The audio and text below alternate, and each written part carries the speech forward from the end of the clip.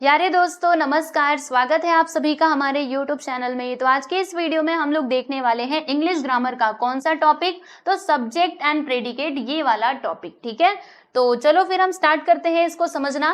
देखो दोस्तों, यहाँ पे मैं आपको कुछ एग्जांपल्स भी बताऊंगी जिसकी मदद से आप लोग सब्जेक्ट एंड प्रेडिकेट को बहुत अच्छे से समझ पाओगे। ठीक है, तो आइए हम स्टार्ट करते हैं। तो देखो दोस्तों, हम यहाँ पे बात करेंगे सबसे पहले सब्जेक्ट की। सब्जेक्ट किसको कहा जाता है? जैसे मान लीजिए आपके पास कोई सेंटेंस है, बराबर। अब उस सेंटेंस में मान लीजिए किसी पर्सन के बारे में बात की जा रही है या फिर किसी थिंग के बारे में, किसी चीज के बारे में बात की जा रही है, तो वो जो थिंग या पर्सन है ना, उसी को हम क्या कहेंगे दोस्तों? सब्जेक्ट कहेंगे। यानी सेंटेंस के अंदर जिसके बारे में बताया जा रहा हो उसी को हम क्या कहते हैं दोस्तों? सब्जेक्ट कहते हैं। जैसे मैं कह रही हूँ कि राधा काम करती है, ठीक है, मैंने क्या बोला? राधा काम करती है। तो ये जो काम करती है, मैं किसके बारे में बता रही हूँ? राधा के बारे में बता रही हूँ ना, तो राधा मेरा क्या हो जाएगा दोस्तों? सब्जेक्ट हो जाएगा। ठीक है, और देखो ये जो आपका सब्जेक्ट है, ये कोई वर्ड हो सकता है, फ्रेज हो सकता है या फिर क्लॉज भी हो सकता है। और एक और बात ध्यान में रखना कि ये जो हमारा सब्जेक्ट है ना, ये अगर देखा जाए तो मोस्ट ऑफ द केसेस में ये ना बिगिनिंग ऑफ द सेंटेंस, मतलब जब भी आपका सेंटेंस स्टार्ट होगा ना, उसके स्टार्टिंग में ही आता है और वर्ब के पहले आता है। मतलब मान लीजिए आपका सेंटेंस शुरू हो रहा है, जैसे अभी मैंने बोला था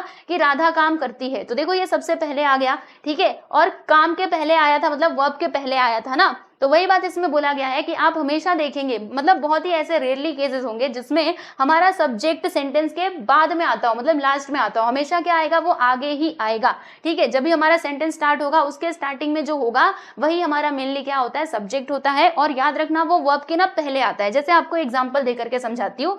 ये देखो यहाँ पे लिखा है कि I have 3 visions for India. Okay, तो देखो यहाँ पे किसके बारे में बताया जा रहा है? आई के बारे में बताया जा रहा है ना, ध्यान से समझो इसको।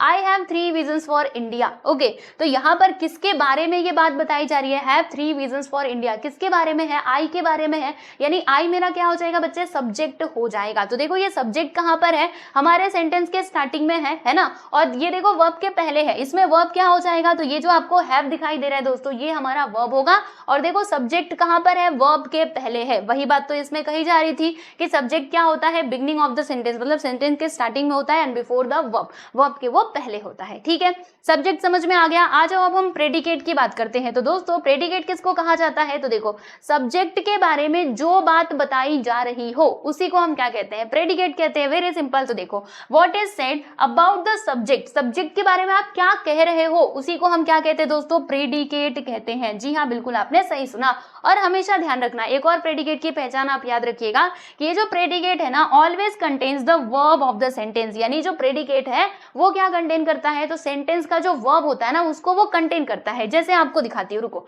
मतलब उसके अंदर क्या आता है? प्रेडिकेट के अंदर जो हमारा सेंटेंस है उसका वर्ब भी इंक्लूडेड होता है। ठीक है, यहां पर देखिएगा मैंने क्या बोला कि I have 3 visions for India. ठीक है, तो ध्यान से इसको देखो। आई मेरा क्या हो जाएगा बच्चे? सब्जेक्ट हो जाएगा। ठीक है, बाकी देखो ध्यान से, ये सब्जेक्ट के बारे में क्या बात बताई जा रही है कि हैव 3 विजन्स फॉर इंडिया, यही बोला जा रहा है ना। यानी कि ये मेरा क्या हो जाएगा दोस्तों? ये पूरा के पूरा मेरा प्रेडिकेट हो जाएगा। यहां से लेकर के यहां तक क्या हो जाएगा? प्रेडिकेट हो जाएगा। और देखो प्रेडिकेट में हैव क्या है? हमारा वर्ब है। तो आ रहा है कि नहीं? वही बात इसमें बोली गई थी कि प्रेडिकेट क्या कंटेन करता है? Verb of the sentence, sentence का वर्ब जो है वो कंटेन करता है। ठीक है, तो चलो अब यहाँ पे पहचान करो कौन सा सब्जेक्ट है और कौन सा यहाँ पे प्रेडिकेट है। मैंने आपको सब्जेक्ट और प्रेडिकेट समझा दिया है। अब आपको पहचान करते जाना है और लिखते जाना है। सब लोग तैयार हो? तो चलो फिर हम स्टार्ट करते हैं। तो देखिए दोस्तों, ये जो आपको दिखाई दे रहा है आई, ये मेरा क्या हो जाएगा भाई? ये मेरा हो जाएगा दोस्तों सब्जेक्ट। ठीक है, मैंने यहाँ पे एस लिख दिया। बाकी ये जो इतना बचा हुआ है यहां से लेकर के यहां तक, इसको हम क्या कहेंगे दोस्तों? इसको हम कहेंगे प्रेडिकेट। ओके, समझ रहे हो? तो लो भैया, हमने ये कर लिया। और इसमें वर्ब क्या होगा? तो हैव जो है वो मेरा वर्ब हो जाएगा। राइट, चलो अब थोड़ा सा हम नीचे चलते हैं और इसमें हम पहचान करते हैं। तो आओ भाई पहचान कर ले जरा। ठीक है, इसको भी नीचे बोलते हैं जाने के लिए। और पहचान करोगे इसमें सब्जेक्ट क्या है? क्या लिखा है? No human agency could have stop Ramanujan. ठीक है, तो यहाँ पर देखो किसके बारे में बोला जा रहा है, अच्छे से देखिएगा। तो यहाँ पर ये जो नो ह्यूमन एजेंसी है ना दोस्तों, इसके बारे में बात की जा रही है कि no human agency could have stop Ramanujan. ठीक है, गलती से रामानुजन को सब्जेक्ट मत मानना। यहाँ पे देखो जिसके बारे में कुछ बात बताई जा रही हो उसी को हम क्या कहते हैं बच्चे? सब्जेक्ट कहते हैं। और याद रखना जो हमारा सब्जेक्ट है ना वो वर्ब के पहले आता है। तो देखो ना, वर्ब हमारा क्या है यहाँ पे? देखो कुड हैव, ठीक है, तो इसके पहले तो आ रहा है ना, इसके पहले क्या आ रहा है, नो ह्यूमन एजेंसी, यानी नो ह्यूमन एजेंसी हमारा क्या हो जाएगा दोस्तों, सब्जेक्ट हो जाएगा। तो देखो यहां से लेकर के यहां तक ये मेरा क्या होगा, एज फॉर सब्जेक्ट, ठीक है। बाकी ये क्या हो जाएगा, ये मेरा हो जाएगा बच्चे प्रेडिकेट, क्या होगा, प्रेडिकेट। ओके, क्लियर हुआ। चलो नेक्स्ट वन देखते हैं, यहाँ पे थर्ड एग्जाम्पल, तो हम इसकी जरा बात कर लेते हैं। इसमें लिखा है कि अ थर्ड ड्रॉप फेल, ठीक है। अब ध्यान से देखो, अ थर्ड ड्रॉप फेल, अब यहाँ पे किसकी बात की जा रही है, किसके बारे में बोला जा रहा है, तो यहाँ पे बात की जा रही है दोस्तों थर्ड ड्रॉप के बारे में। और क्या बात की जा रही है कि फेल मतलब वो गिर गया, ठीक है।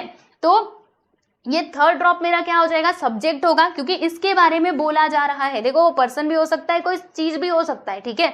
तो यहाँ पे थर्ड ड्रॉप की बात की जा रही है, यानी ये मेरा सब्जेक्ट होगा। बाकी ये जो आप देख रहे हैं ना दोस्तों, ये अकेले मेरा क्या होगा, प्रेडिकेट हो जाएगा। क्लियर हुआ, समझ में आ रहा है कि नहीं आप सभी लोगों को। हाँ, कंफ्यूज नहीं होना, आप बोलेंगे ये तो वर्ब है, क्या वर्ब प्रेडिकेट हो सकता है, अरे क्यों नहीं हो सकता, इसके आगे कुछ नहीं है तो यही होगा ना predicate, very simple. Next one की हम बात करेंगे, ये फोर्थ वाले क्वेश्चन की। देखो इसमें क्या लिखा है, to believe is to see angels, ठीक है। तो देखो ये जो टू बिलीव है ना दोस्तों, ये मेरा क्या हो जाएगा, सब्जेक्ट। बाकी ये जो आप देख रहे हैं, दिस इज आर प्रेडिकेट, ये हो जाएगा predicate. And predicate always contains the verb of the sentence, तो देखो इसमें वर्ब आ रहा है सेंटेंस का, राइट, तो ये हो जाएगा प्रेडिकेट एंड ये हो जाएगा हमारा सब्जेक्ट, ठीक है। तो देखो हमने बहुत इजीली आइडेंटिफाई कर लिया सब्जेक्ट और प्रेडिकेट को, आई होप सो समझ में आ गया होगा। चलो यहाँ तक तो आपको सारी बातें क्लियर हो गई होंगी। अब मैं आपको यहाँ पे बताती हूँ एक्सेप्शन टू द रूल, मतलब ये जो हमारा रूल है, जो मैंने आपको यहाँ पर ये रूल बताया कि जो सब्जेक्ट होता है वो बिगनिंग ऑफ द सेंटेंस आता है, बिफोर द वर्ब आता है, राइट। और यहाँ पे मैंने बोला कि प्रेडिकेट, चलो ये तो ठीक है ना। तो यहाँ पर जो मैंने बात बोली ना दोस्तों, इसका कुछ एक्सेप्शन है, मतलब कुछ ऐसे केसेस हैं जिसमें वो गलत साबित हो सकता है, मतलब कुछ ही ऐसे केसेस हैं, वरना मोस्ट ऑफ द केसेस में तो वो वाला रूल अप्लाई होगा ही, ठीक है। तो क्या है यहाँ पे एक्सेप्शन, जरा हम देखते हैं। देखो भैया, पहली बात यहाँ पे क्या बताई जा रही है, एक्सेप्शन। देखो एक्सेप्शन हमारा कि इन वेरी रेयर केसेस, मतलब बहुत ऐसे रेयर केसेस होंगे, बहुत कम होंगे cases, the subject appears later in the sentence, जहां पर हमारा सब्जेक्ट जो है ना वो लास्ट में आएगा सेंटेंस के, मतलब जो सेंटेंस है, ठीक है, उसके बाद। जैसे सेंटेंस में अभी मैंने क्या बोला था कि स्टार्टिंग में हमारा सब्जेक्ट आता है, ठीक है, लेकिन ऐसा भी हो सकता है कि अंत में आ जाए। तो वही बोला जा रहा है कि in very rare cases the subject appears later in the sentence, यानी सेंटेंस में वो बाद में आए, ऐसा बहुत कम केसेस में हो सकता है। जैसे यहाँ पे एग्जांपल देख लो अच्छे से, क्या लिखा है, the sun the moon the stars he made. तो यहाँ पे किसकी बात की जा रही है, किसके बारे में कहा जा रहा है भाई, ही के बारे में कहा जा रहा है। समझ रहे हो कि नहीं आप सभी लोग, किसके बारे में बोला जा रहा है, ही के बारे में बोला जा रहा है, ठीक है। और हम क्या बोल रहे हैं, the sun the moon the stars made, ठीक है। तो ही मेरा क्या हो जाएगा, यहाँ पे सब्जेक्ट होगा। तो देखो सब्जेक्ट हमेशा वैसे देखा जाए तो स्टार्टिंग में आता है, लेकिन ये अंत में भी आ सकता है, ऐसा कोई जरूरी नहीं है कि हमेशा लास्ट में ही आएगा, ठीक है। तो कभी एग्जाम में आपके क्वेश्चन आया ना, जैसे घुमाने के लिए टीचर्स कभी ऐसे कर देते हैं कि जो हमारा, क्योंकि हमने तो पढ़ा है सब्जेक्ट हमारा स्टार्टिंग में आता है, स्टार्टिंग में ही आता है, ठीक है, तो वो कंफ्यूज करने के लिए सब्जेक्ट को इधर डाल देते। तो अब आपको वहां पे आइडेंटिफाई करना होता है। देखो अपने आप से क्वेश्चन पूछो कि जो हमारा सेंटेंस है इसमें किसके बारे में कहा जा रहा है, ठीक है, चाहे वो कोई पर्सन भी हो सकता है, कोई थिंग भी हो सकता है। तो जिसके बारे में बोला जा रहा होगा वो हमारा सब्जेक्ट होगा, और मतलब उस इंसान के बारे में या फिर उस चीज के बारे में हम क्या बातें कर रहे हैं वो हमारा क्या हो जाएगा बच्चे, प्रेडिकेट हो जाएगा। क्लियर, चलो आगे बढ़ते हैं। यहाँ पे आपको एक और बात बताती हूँ, जैसे कि इंपरेटिव सेंटेंस आप लोग जानते हैं। देखो सेंटेंस अलग अलग टाइप्स के होते हैं, अगर आप लोगों ने सेंटेंस अभी तक नहीं पढ़ा है तो पढ़ लेना, ठीक है। ग्रामर वाली प्लेलिस्ट जो है उसमें जाकर के देखना, आपको मतलब मिल जाएगा हर एक टॉपिक, ठीक है। तो अभी मैं बताती हूँ इंपरेटिव सेंटेंस के बारे में। अगर जिन्होंने पढ़ा है अच्छी बात है, जिन्होंने नहीं पढ़ा है मैं फिर से मतलब मैं आपको बता देती हूँ। देखो कुछ सेंटेंस ऐसे होते हैं ना, जो यहाँ पे मैं लिख देती हूँ, देखो जिसमें जैसे मैंने कहा कि सिट डाउन, मैंने क्या कहा, आप मान लीजिए मैं क्लास में मतलब गई और मैंने स्टूडेंट्स को कहा सिट डाउन। तो जब मैंने सिट डाउन कहा तो यहाँ पे मैं क्या कर रही हूँ, उनको ऑर्डर दे रही हूँ ना। तो अगर किसी सेंटेंस में किसी को ऑर्डर दिया जा रहा है, या फिर मान लीजिए किसी को हम क्या कर रहे हैं, कमांड, ऑर्डर कमांड दोनों सेम हो गया। मान लीजिए हम किसी से रिक्वेस्ट कर रहे हो, ठीक है, या फिर किसी को एडवाइस दे रहे हो, तो ये टाइप के जो सेंटेंस होते हैं ना उनको हम क्या कहते हैं दोस्तों, इंपरेटिव सेंटेंस कहते हैं, ठीक है। और याद रखिएगा इंपरेटिव सेंटेंस में जो हमारा सब्जेक्ट है ना बच्चे, वो क्या होता है, यू होता है। जी हाँ बिल्कुल सही। जैसे मैं क्लास में गई, अब क्लास में जाकर के मैंने स्टूडेंट को कहा, ठीक है, मैं किसी से कुछ पूछ रही थी, फिर मैंने उसको मतलब बिठाने के लिए मैंने कहा सिट डाउन। तो बस मैंने यहाँ पे क्या कहा है, ध्यान सुनो, मैंने यहाँ पे क्या कहा है दोस्तों, सिट डाउन, ठीक है। तो बताओ इसमें सब्जेक्ट क्या होगा। तो अभी ये ना कॉमन सेंस वाली बात है, हमें खुद से समझना पड़ेगा। हम कह रहे हैं सिट डाउन, तो सिट डाउन हम किसको कह रहे हैं, सामने वाले पर्सन को कह रहे हैं ना। तो इसमें मेरा सब्जेक्ट देखो, इसमें यू कहीं पे लिखा है क्या, नहीं लिखा है ना, लेकिन फिर भी इसमें सब्जेक्ट मेरा क्या हो जाएगा, यू सब्जेक्ट होगा। समझ रहे हो कि नहीं, क्योंकि जिसके बारे में बोला जा रहा है उसी को सब्जेक्ट कहा जाता है। तो इसमें हमारा सब्जेक्ट क्या होगा, यू होगा। ठीक है, देखो यहाँ पे कुछ एग्जाम्पल्स भी दिए गए हैं। Open your book to page 5, teacher ने बोला open your book to page 5। ठीक है, तो वो किसको कह रही है भाई, आप लोगों को कह रही है, यानी यू मेरा इसमें क्या हो जाएगा, सब्जेक्ट हो जाएगा। ठीक है, फिर रीड द पैसेज केयरफुली, तो इसमें यू तो आपको दिखाई नहीं दे रहा, बट फिर भी यहाँ पे सब्जेक्ट क्या होने वाला है, यू होने वाला है, याद रखिएगा। इंपरेटिव सेंटेंस में ऐसे ही होता है। ठीक है, please show me your Atlas, तो यहाँ पर भी सब्जेक्ट हमारा क्या हो जाएगा दोस्तों, यू हो जाएगा। ठीक है, क्लियर हुआ आप सभी लोगों को। तो ये एक्सेप्शन है, ध्यान रखिएगा अच्छे से। ठीक है, ये पहला वाला, और ये दूसरी वाली जो बात है इंपरेटिव सेंटेंस वाली, ये भी ध्यान रखना। अब चलो हम लोग एक्टिविटी करते हैं, है ना। सब्जेक्ट एंड प्रेडिकेट पहचानना हमने सीख लिया है बहुत अच्छे से। इसके जो एक्सेप्शन थे वो भी मैंने आपको बता दिया है, तो इसको आप अच्छे से पढ़ लोगे ना, फिर एग्जाम में इजीली आइडेंटिफाई कर पाओगे कौन सा सब्जेक्ट है और कौन सा प्रेडिकेट है। अब चलो आपका टेस्ट स्टार्ट होता है। यहाँ पर क्या करना है दोस्तों, हमें ना ये एक्टिविटी करनी है, बताना है कि इसमें कौन सा सब्जेक्ट होगा और कौन सा हमारा प्रेडिकेट होगा। ओके, सो सब लोग तैयार हो, लेट्स गेट स्टार्टेड। देखो यहाँ पे क्या है, this is a beautiful place. तो देखो यहाँ पे किसके बारे में बोला जा रहा है, तो दिस के बारे में बोला जा रहा है। किसके बारे में, दिस, कि यह प्लेस जो है बहुत ही अच्छा है। ठीक है, हम ऐसे बोल रहे हैं ना, तो ये दिस मेरा क्या हो जाएगा बच्चे, दिस इज आवर सब्जेक्ट, ये हमारा हो जाएगा सब्जेक्ट। एंड जो बाकी बचा है, इज अ ब्यूटीफुल प्लेस, ये हो जाएगा बच्चे हमारा प्रेडिकेट। ओके, ध्यान रखिएगा क्या होगा, ये हमारा प्रेडिकेट हो जाएगा। चलो अब हम बात करते हैं हमारे नेक्स्ट क्वेश्चन की, मतलब नेक्स्ट स्टेटमेंट की, क्वेश्चन की नहीं, नेक्स्ट स्टेटमेंट की। लाओ, स्टेटमेंट मतलब सेंटेंस की। तो इसमें आप देखो क्या है, ये देखो इधर आई है। ठीक है, तो यहाँ पे क्या लिखा है कि it must be this, it must be this.